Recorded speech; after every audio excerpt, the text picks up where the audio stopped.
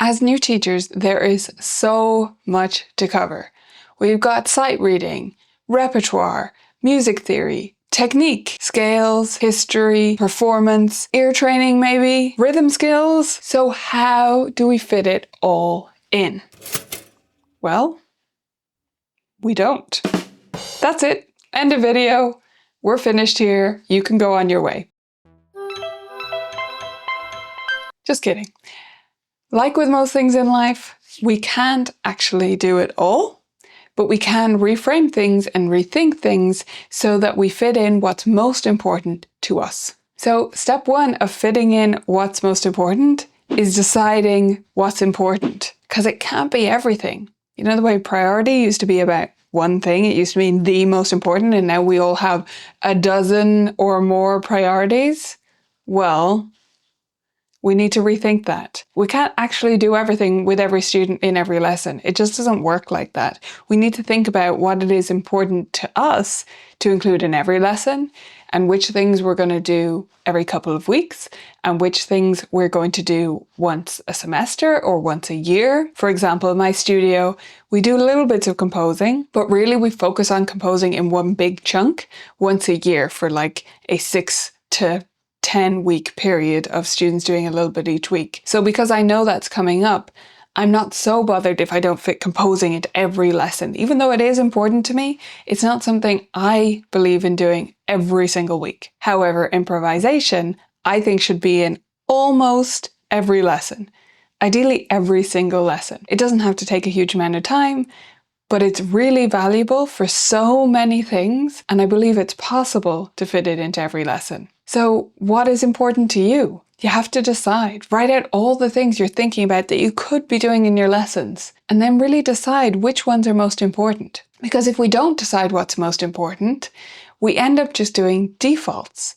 We end up just spending most of the time working on reading skills, even if we think deep in our hearts that reading skills should be equally balanced with playing by ear, for example. We end up just doing mostly reading because that's what we always did, and that's what we did in our own lessons. So take some time, write a list, and rank the things that could go into a lesson in order of what's most important to you. Now, here's the trick. It's about prioritizing, yes, but actually we can fit more in than we think if we stop isolating elements of the lesson.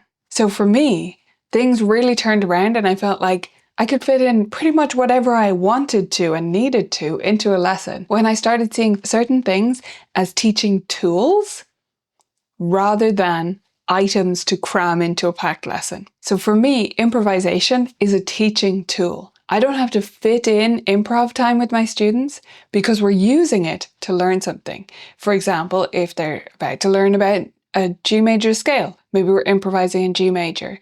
Maybe we're learning a piece that involves a particular blues pattern and we're improvising with that. So improv isn't something I fit in.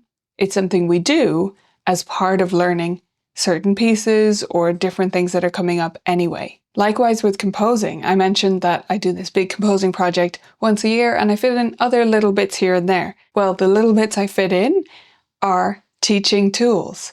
They are a way for us to work on certain things that a student needs to understand. Also with games. Games is one of the big ones that comes up because many people know me for the fact that I make a lot of music theory games for our site, Vibrant Music Teaching. And so they ask me, but how do you find time for games? Are your lessons all 1 hour? And the trick is, yes, my lessons are longer, but also it's not actually about that, because no matter how long your lessons are, you might find that they're too short.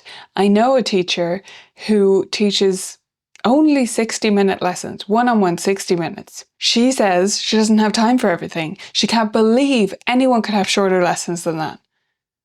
Right? So it's a mindset thing. The games, fitting them in, is about planning effectively and putting the time into preparing for our lessons. If I can use a game to actually make the learning process faster, then I don't need to find the time for the game because the time for the game is naturally there because it's preparing the student for this piece that they're going to learn more quickly and with less frustration because of that game. Also technique. Technique can be taught through pieces. Yes, we can do special technique exercises, but we can also just take those opportunities that come up naturally in pieces. So everything is connected. We don't have to isolate these different bits and pieces.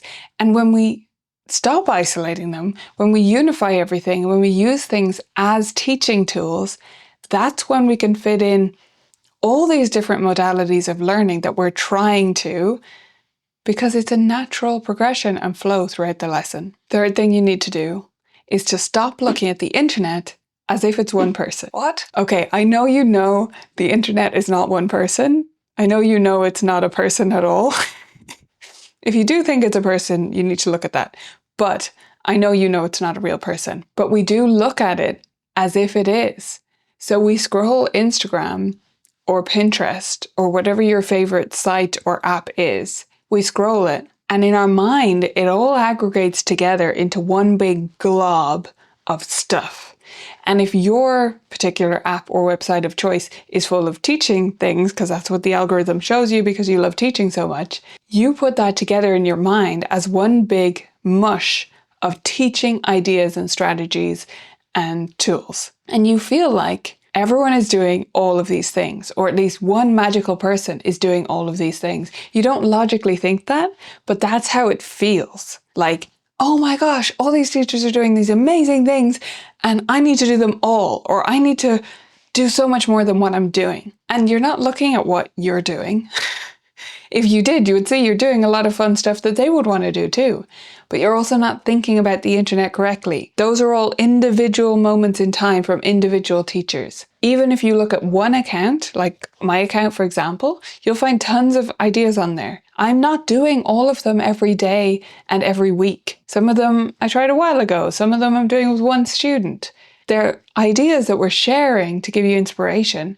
Please don't let them flood your brain. You can only do one thing at a time. Take on one new thing at a time. And if you're not going to do that thing that you're looking at, whether it's sheet music or a game or anything else, you're not going to do it right now, this week or month with a student that you actually have, not a fictional student that's in your imagination, but a real one that you have in your studio. If you're not going to do it, don't print it. Don't even download it. Just let it wash by. A wonderful YouTuber that I watch sometimes talks about listening for inspiration versus information. Sometimes we need to let these things flow by as just like general inspiration and enrichment, and they will flow back to us. Sometimes we're really trying to learn about this specific thing and we need to dive into detail on that because we're going to use it with a student right away. But a lot of the time, yeah, the new teaching ideas are great and they're awesome, but you only need the one that you need this week or this month. So, do you feel like a balanced music teacher? I would love to hear your thoughts on this topic in the comments.